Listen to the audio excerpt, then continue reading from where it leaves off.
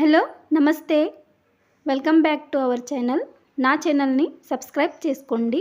ఈరోజు వచ్చేసి బొంబాయి రవ్వతో వడియాలు ఎలా పెట్టుకోలో చూద్దాం. ఒక్కసారి ప్రిపేర్ చేసి పెట్టుకుంటే సంవత్సరం వరకు నిలువ ఉంటాయి.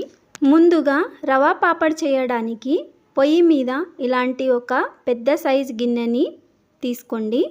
ఇందులోకి మీరు ఏ గ్లాస్తో బొంబాయి రవ్వని తీసుకున్నారో అదే గ్లాస్తో 8 గ్లాస్ వాటర్ని వేసుకోండి. ఇప్పుడు ఇందులోకి 1 టీ స్పూన్ అజ్వైన్ మరియు రుచికి సరిపడే సాల్ట్ని వేసుకోండి. 1/2 టీ స్పూన్ జీలకర్ర, 2 టీ స్పూన్ తెల్ల నువ్వులు వేసుకోండి. మరియు కొద్దిగా వంట సోడాని యాడ్ చేసుకోండి. పాపడ్ మంచిగా రావడానికి ఇక్కడ 3 చెంచాల వరకు సాబుదానాని యాడ్ చేశాను.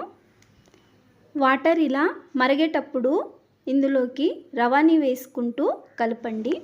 వాటర్ కొద్దిగా ఎక్కువ వేసుకున్నా పర్వాలేదు, కానీ తక్కువ కాకూడదు. మంటని మీడియం ఫ్లేమ్లో పెట్టుకొని కుక్ చేసుకోండి. ఇలా మధ్య మధ్యలో కలుపుతో ఉడికించుకోండి. 15 నిమిషాల పాటు ఉడికితే సరిపోతుంది. ఇలా బ్యాటర్ రెడీ అయిపోయింది. వడియాలు పెట్టడానికి నేను ఇక్కడ కాటన్ క్లాత్ని తీసుకున్నాను. ప్లాస్టిక్ పేపర్ మీద కూడా వడియాలు పెట్టుకోవచ్చు.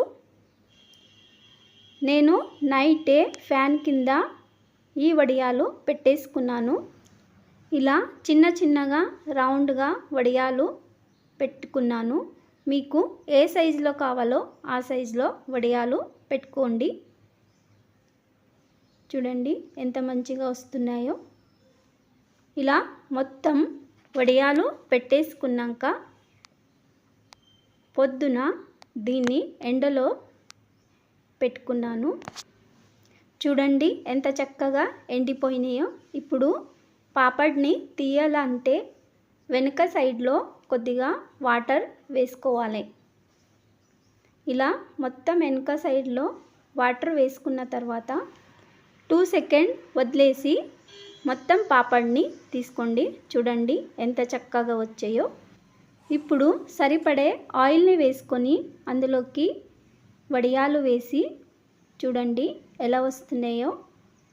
క్రిస్పీగా కరకరలాడే పాపడ్ రెడీ అయిపోయినాయి. మీరు కూడా ఇలా ట్రై చేసి చూడండి.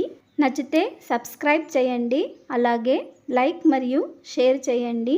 వీడియో చూసిన అందరికీ థ్యాంక్ యూ.